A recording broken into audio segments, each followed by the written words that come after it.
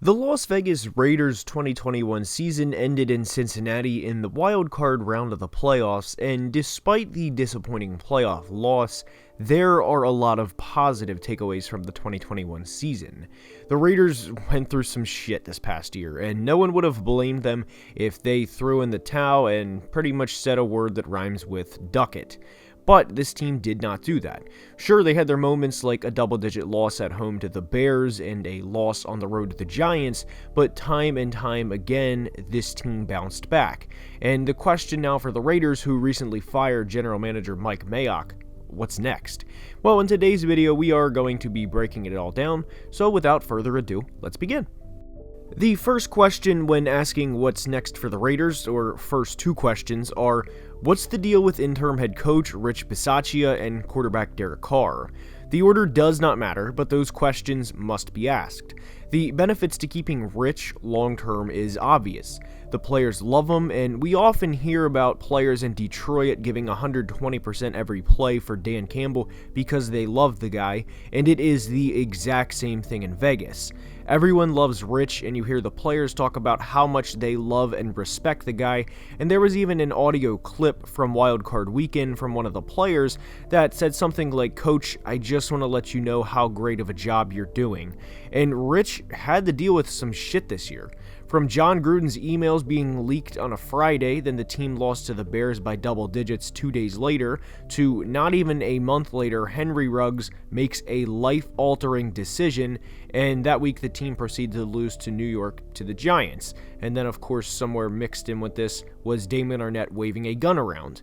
But this team battled and won the final 4 games of their season, which included games in Cleveland, in Indy, and home against the Chargers. But for all the goods the Raiders had down the stretch of the season, we ask what's next because of the elephant in the room, which is how can they beat the Kansas City Chiefs and get over the hump to bring the silver and black another Super Bowl? And that's a question that will have to be answered for not just this offseason or next, but given Mr. Mahomes is 26 years old, probably the next 13 or 14 offseasons if we're being honest. Oh, and by the way, the Chargers have one of the best young quarterbacks in the NFL as well in Justin Herbert to add to this. For 2022, I think the plan has to be to roll with both Rich and Derek Carr as the head coach and quarterback.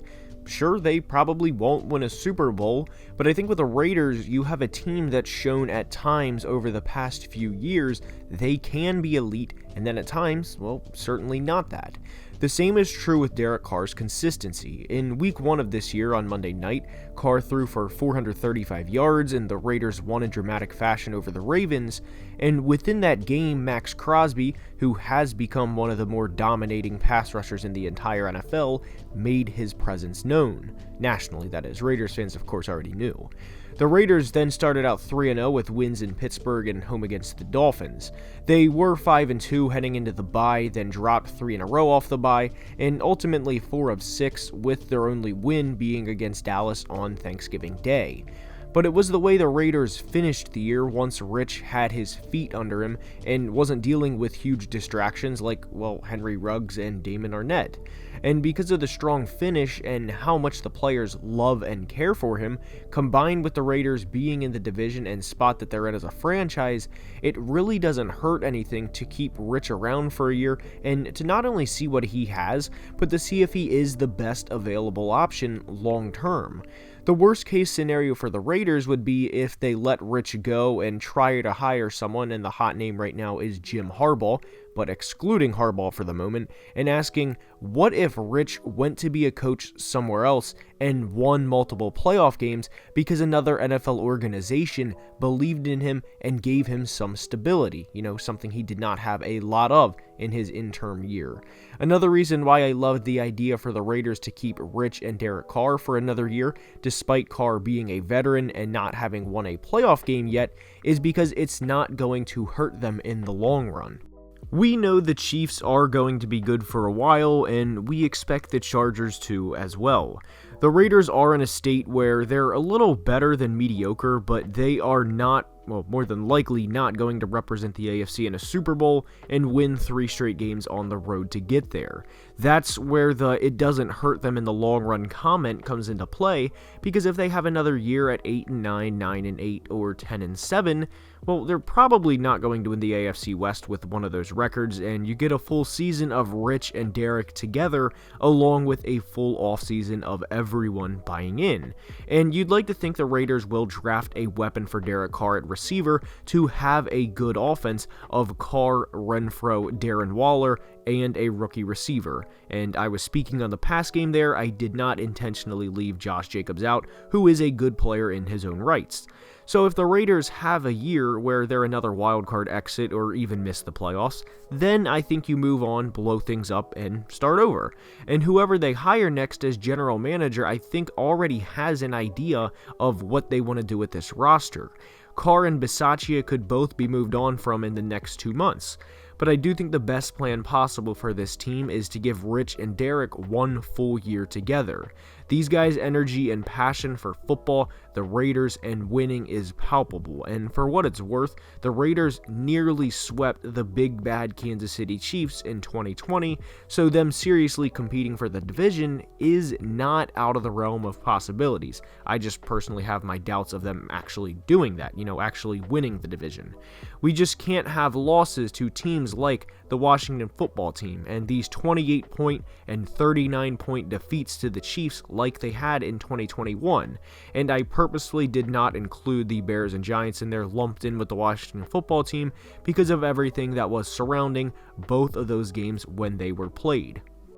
One thing I don't think changes for the Raiders this offseason, whether they roll with Derek Carr into 2022 or commit to a rebuild, is attack the offensive line in both free agency and the draft. Now, admittedly, I was a little surprised by the Mike Mayock firing, as whenever I had mentioned in previous videos, some of Mayock's selections weren't the most successful, which, in fairness, they weren't. Raiders fans were quick to point out John Gruden had final say, and there was a report recently that came out and said Mayock wanted Devin White over Clelin Ferrell in 2019 when they were on the clock at number 4 overall. 3 years later, White is a Super Bowl champion, a second-team All-Pro player, and Ferrell will more than likely be released this offseason. So I honestly thought for the first time, or at least what we think for the first time, would be a full draft with Mayock at the lead of the war room and see how he truly attacks the draft, being fully off the leash, if you will, or without any sort of restriction, and I was very excited to see how that would turn out. And the Raiders' drafts over the past 3 years, speaking from a football standpoint, were a little funky to begin with. Like we said, Ferrell at 4 when he was viewed as a mid to late first round prospect, and Damon Arnett, before the waving gun part, was released, he was absolutely horrible and he had no business being selected in the first round, and in 2021 they surprised me a lot when they took Alex Leatherwood from Alabama over who I thought was a much inferior prospect to Christian Darrisaw from Virginia Tech, and even Tevin Jenkins, who was selected at 39 overall versus Leatherwood at pick 17. So now here we are entering another offseason with Derek Carr as quarterback, and Raiders fans, I know you've heard this one before, but it's time to attack the O-line again. And what I like about the idea of attacking the O-line this offseason isn't just to build around Derek Carr, but if they hit on their offensive line selections this draft and maybe a quarterback in 2023, or maybe even surprise some people with a selection like a Carson Strong this year, who by the way is in their backyard at the University of Nevada, the line would have a year of development under their belt before either a player like Strong or maybe a rookie in 2023 would take the field. Not only that, but the Raiders have a need at the receiver position, and there is someone who is a free agent that's from the West Coast who would probably like to be on this team if the opportunity presented itself, and that is Juju Smith-Schuster. Whoever the starter at quarterback is for the Raiders in 2022 or even 2023 will be walking into a good situation, considering they will get to work with players like Josh Jacobs, Darren Waller, Hunter Renfrow, and who we assume to be either a decently big-name free agent pickup or an early selection from the 2022 draft. While the Raiders aren't the elite of the NFL, they routinely show they can hang with anyone, and that should not be expected to change in 2022. Hopefully, with a more stable year, they can not only make the playoffs, but make some noise in the playoffs, rather than be an occasional appearance and a wildcard exit. And I want you guys to know, whatever happens with the silver and black, I am eagerly awaiting to see what moves they make and how they attack this upcoming offseason. And with that being said, that's all I have for today's video. I hope you guys enjoyed, and if you did, now is the time I ask to please leave a like and subscribe to the channel, because it would truly mean the world. We have been pushing on all cylinders recently, and I cannot thank you guys enough for the support. And until next time, please be safe and have a great day. Love you guys.